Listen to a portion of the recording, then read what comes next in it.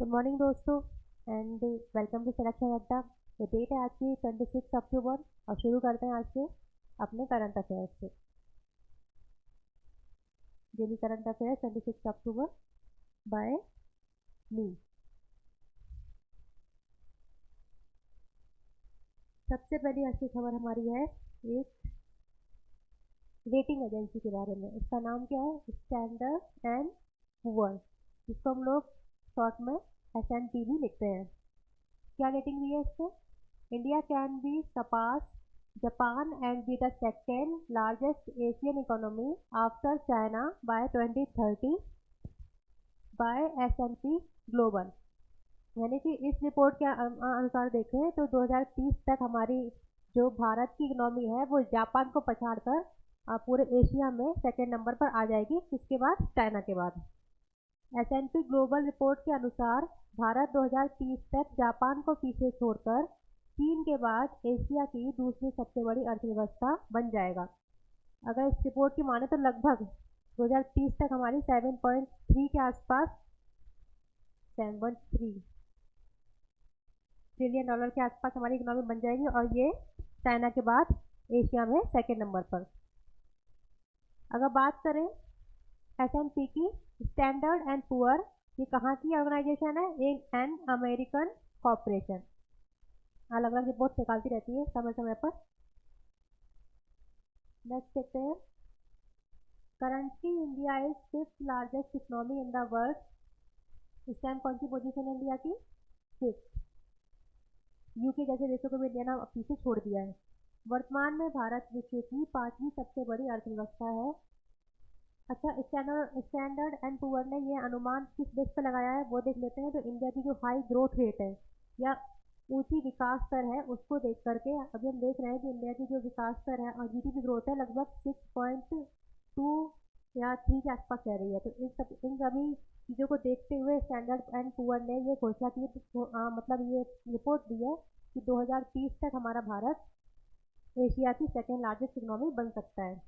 ऐसा उसने भारत की ऊंची विकास दर को देखकर अनुमान लगाया है। नेक्स्ट देखते हैं, एक्सरसाइज हरिमऊ शक्ति 2023 किसके बीच में हो रही है? इंडिया एंड मलेशिया के बीच में। Recently Indian and Malaysian army किसकी एक्सरसाइज है ये? तो दोनों देशों की जो आर्मी है या थल सेना है उनके बीच की ये एक्सरसाइज है। Recently, Indian and Malaysian armies have conducted a joint bilateral training exercise Harimau शक्ति in उमरोई, मेघालय। अभी कुछ दिनों पहले हमने देखा था, उमरोई से ध्यान आता है, एक एक्सरसाइज हुई थी संप्रीति। किसके बीच में? इंडिया एंड बांग्लादेश के बीच में।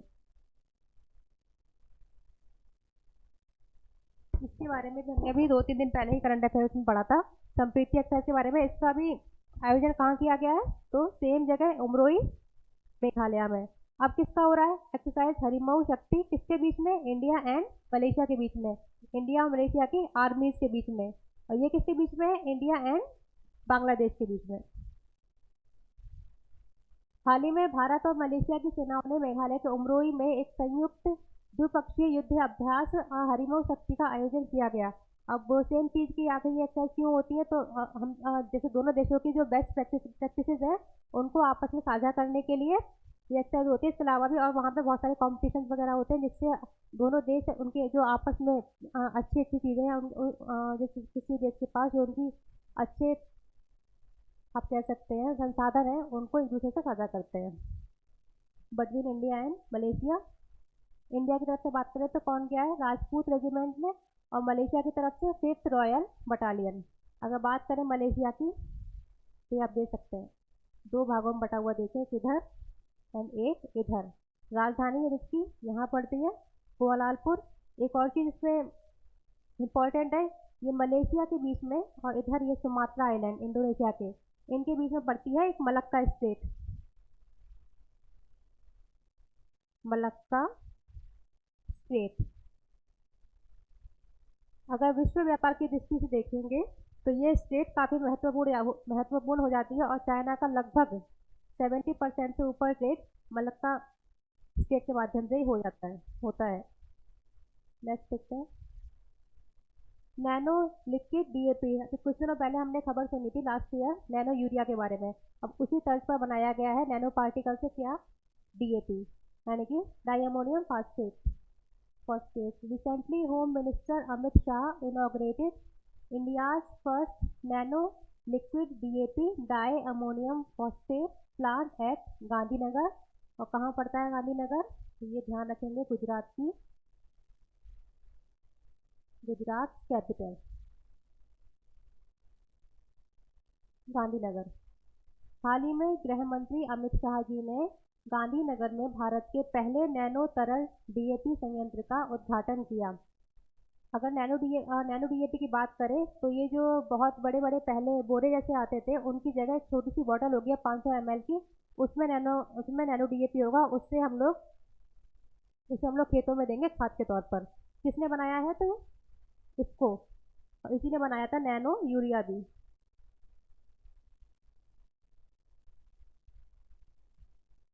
It is a liquid form of DAP which is made by the nanoparticles। यह नैनो पार्टिकल्स से बना हुआ डीएपी का एक तरल रूप है। अगर बेनिफिट की बात करें तो ये पहली बात तो लो कॉस्ट का होता है, क्योंकि जब वो जो बड़े बड़े बोरे होते हैं उनके जगह पर अगर हम लोग 500 ml की एक बॉटल लेंगे तो उसको अफोर्ड करना भी आसान होगा और उसका प्राइस भी थोड़ा कम रखा जाएगा। सेकेंड, ये एनवायरनमेंट फ्रेंडली है। इसको छोटी सी बॉटल को आप पानी में मिला करके पूरे खेत में डाल सकते हैं, तो एनवायरनमेंट फ्रेंडली भी है ये। एंड नेक्स्ट, अफोर्डेबल मतलब ये छोटी सी बॉटल में 500 ml की बॉटल में आ जाता है। ये रही आपका नैनो डीएपी 500 ml की बॉटल है ये। इसी तरह अगर हम लोग बात करें नैनो यूरिया की तो वो 250 ml की बॉटल में उपलब्ध होता था। अगली खबर है मैक्स वर्स्टैपन। रिसेंटली ये एक बहुत बड़े फॉर्मूला 1 रेसर है पूरे वर्ल्ड में। रिसेंटली उन्होंने कौन सा कारनामा किया है, recently max Verstappen won the United states grand prix 2023। हाल ही में मैक्स वर्स्टैपन ने यूनाइटेड स्टेट्स ग्रैंड प्रिक्स 2023 का खिताब जीता। अगर इनकी बात करें मैक्स वर्स्टैपन की तो ये एक रेड बुल के ड्राइवर है। और कहाँ इनका जन्म हुआ था, तो बेल्जियम इनका मूल निवास स्थान है। किस गाड़ी के ड्राइवर है, तो ये रेड बुल के ड्राइवर है। किसको हराया था उन्होंने, सेकंड पोजीशन किसकी है, लैंडो नॉरिस की। Lando Norris McLaren driver, Lando Norris नाम है इनका, सॉरी, एंड मैलेरियन कार के ड्राइवर है। थर्ड पोजीशन है आपकी कार्लोस सेंस की और ये फरारी के ड्राइवर है। अगर बात करें यूनाइटेड स्टेट्स ग्रैंड प्रिक्स की तो ये कब स्टार्ट हुई थी, 2012 में स्टार्ट हुई थी। नेक्स्ट हमारी खबर है न्यूट्रिनो टेलीस्कोप। इसका नाम रखा गया है ट्राइडेंट। और किसके द्वारा रखा गया है, ये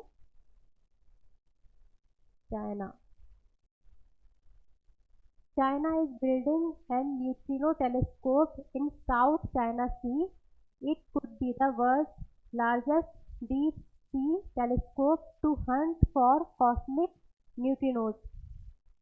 अगर हम बात करें न्यूट्रिनोज की तो ये सब एटॉमिक पार्टिकल्स हैं जो कि हर चीज़ से निकलते हैं। और अगर हम बात करें अगर एक इंसान की बात करी जाए तो एक इंसान के शरीर में से लगभग एक दिन में मिलियंस ऑफ न्यूट्रिनोज पास होते हैं जिनके बारे में हमें पता नहीं चल पाता।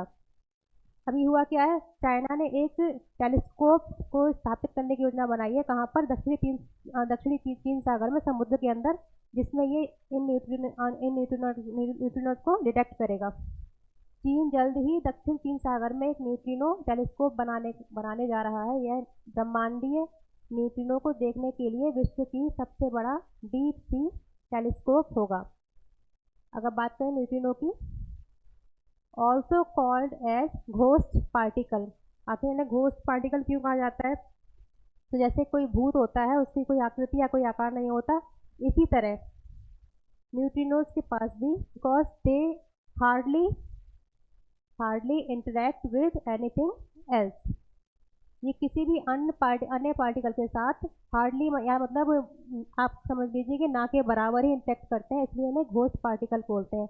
इसके अलावा इन पर ना ही कोई चार्ज होता है और ना ही इनका कोई मास।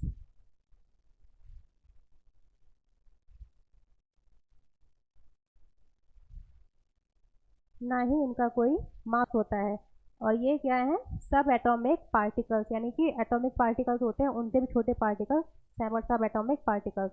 Most common particle in the universe, यानी कि मैंने जैसे आपसे कहा था कि लगभग हर एक चीज़ से निकलते हैं, लगभग नहीं हर चीज़ से निकलते हैं, और एक इंसान के शरीर में से एक दिन में लगभग मिलियंस ऑफ न्यूट्रॉन्स पास होते हैं। तो ये कह सकते हैं मोस्ट कॉमन पार्टिकल है यूनिवर्स के। इंडिया, अगर इंडिया की बात करें तो इंडिया भी अपने एक लेबोरेटरी खोजने वाला था, लेबोरेटरी खोलने वाला था न्यूट्रिनो को डिटेक्ट करने के लिए। कहाँ पर? Neutrino observatory in Theni district in Tamil Nadu में। एक पहाड़ों से घिरी हुई जगह है, वहाँ पर ज़मीन के अंदर लगभग 150 मीटर नीचे ये ऑब्जर्वेटरी खुलने वाली थी, लेकिन अभी तक ये खुल नहीं पाई है। अभी मामला ठंडे बस्ते में है ये। अगर बात करें हम लोग ट्राइडेंट की, तो मैंने आपको बताया था 3500 यानी कि 3500 मीटर नीचे है, below sea surface in South China Sea. Kasturi cotton Bharat, Kasturi cotton Bharat initiative है ये, जो कि टेक्सटाइल मिनिस्टर द्वारा चलाया गया था। Recently textile minister Piyush Goyal has launch the website for cotton called Kasturi cotton Bharat, यानी कि जो ये कस्तूरी कॉटन भारत का इनिशिएटिव चलाया गया था, इसी के लिए एक वेबसाइट लॉन्च की है 23 अक्टूबर को। किसने? Textile minister mister Piyush Goyal ji ने। हाल ही में टेक्सटाइल मंत्री, कपड़ा मंत्री पीयूष गोयल जी ने कस्तूरी कॉटन भारत के लिए एक वेबसाइट लॉन्च की। कस्तूरी कॉटन भारत जॉइंट इनिशिएटिव है ministry of textiles and the cotton corporation of India, और इसमें इंडस्ट्रीज इन्वॉल्व है एंड ट्रेडिंग बॉडीज भी इसमें इन्वॉल्व है। इन सभी ने मिलकर के ये इनिशिएटिव लॉन्च किया था। नेक्स्ट देखते हैं क्या करेगी website. Website will provide information and updates regarding Kasturi cotton Bharat initiative. तो वेबसाइट कस्तूरी कॉटन भारत इनिशिएटिव के बारे में जानकारी उपलब्ध कराएगी। अगर कस्तूरी कॉटन भारत इनिशिएटिव की बात करें तो ये कब लॉन्च हुआ था? तो ये लॉन्च हुआ था वर्ल्ड कॉटन डे की संध्या पर, यानी कि 7 अक्टूबर। तो अगर बात करी जाए कि वर्ल्ड कॉटन डे कब आयोजित किया जाता है, कब होता है? 7 अक्टूबर। नेक्स्ट खबर है हमारी अशोक वासवानी जी के बारे में। Recently Ashok Vaswani selected for the position of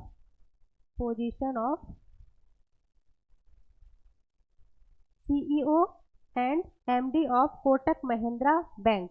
अगर अभी तक बात करें तो इसके संस्थापक जो थे मिस्टर उदय कोटक, यही इन पदों पर थे जिनको अब रिप्लेस किया है अशोक वासवानी जी ने। हाल ही में अशोक वासवानी जी को कोटक महिंद्रा बैंक का CEO और MD नियुक्त किया गया है। He will replace the Uday Kotak, यानी कि जो कि फाउंडर हैं इस बैंक के, कोटक महिंद्रा बैंक के, उन्होंने उदय कोटक का स्थान लिया है। ये रहे आपके अशोक वासवानी जी।